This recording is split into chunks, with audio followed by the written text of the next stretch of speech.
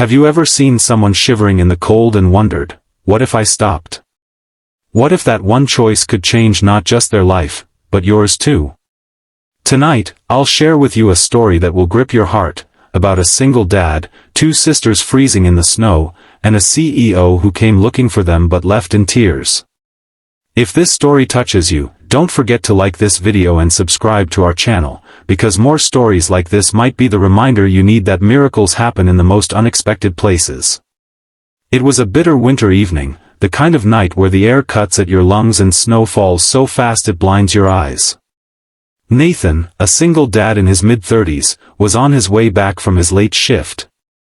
His daughter, Lily, just 8 years old, waited for him at home with a neighbor keeping watch until he returned. Life hadn't been kind to Nathan. His wife had passed away 3 years earlier, leaving him to raise Lily alone while juggling long hours at the factory. Every day was survival. But still, he carried hope in his chest like a flame, small but steady. That night, as he trudged through the snow-covered street, he heard something faint, like a muffled whimper. He stopped, straining his ears. The world around him was silent except for the howling wind. Then he heard it again, a weak cry. His heart clenched. Following the sound, he turned a corner near the old abandoned bookstore, and there they were, two girls, huddled together in the snow, barely more than skin and bones. Their coats were torn, their lips blue, and they trembled as though the frost had seeped straight into their bones. "Hey, hey, it's okay," Nathan whispered, dropping to his knees.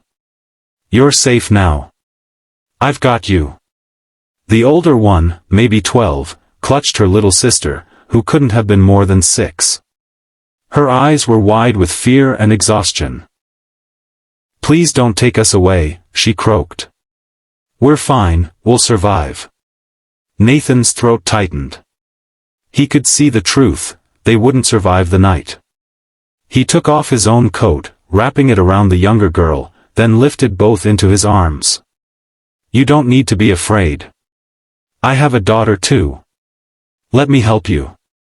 He carried them home, his legs burning from the cold, his arms aching, but he didn't stop. When he got inside his small apartment, Lily came running.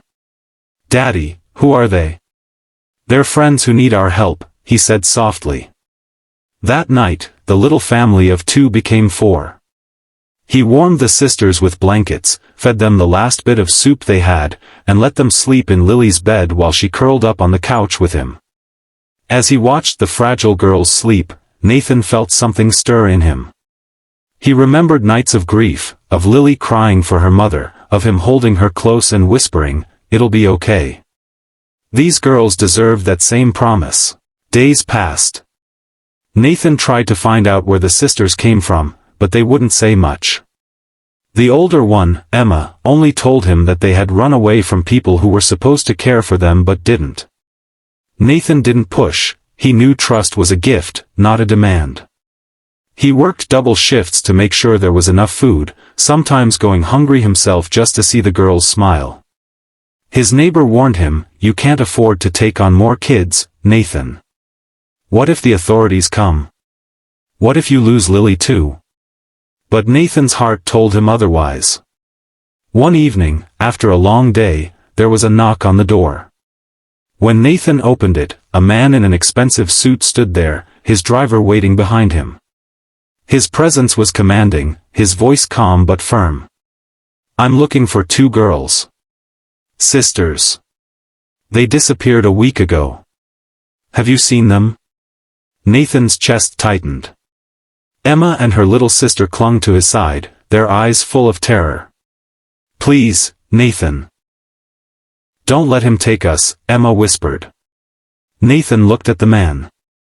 Something about Charles, the CEO, sighed deeply, glancing at the frightened faces of the girls. His sharp, polished presence softened. "I understand how this must look. But you need to know. I've been searching for them for days. Their mother, my sister, passed away last year. Their father abandoned them long before that. They were left in the care of relatives who treated them poorly. When I finally discovered it, they were gone. I've been trying to bring them home ever since.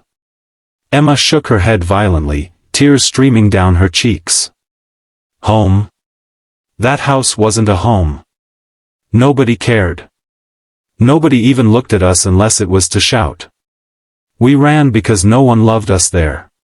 Nathan felt his heart wrench. He looked at Charles again. For a moment, the powerful man's polished armor cracked. His eyes glistened with something raw, unspoken pain. Emma, sweetheart, he said softly, stepping forward, you don't know how much I regret not finding you sooner. I thought the family I left you with would protect you. I trusted them. But I was wrong. His voice broke, and his hands trembled as he reached up to wipe his eyes. I failed you. I failed my sister. And when I saw the reports that you'd vanished into the snow, I thought I'd lost you too. The room fell silent, only the sound of the wind outside pressing against the windows. Nathan, holding Lily close with one arm, studied the man who looked nothing like the cold, distant CEOs he had read about. Charles wasn't angry, he wasn't trying to control anyone, he was broken, desperate, terrified of losing what little family he had left.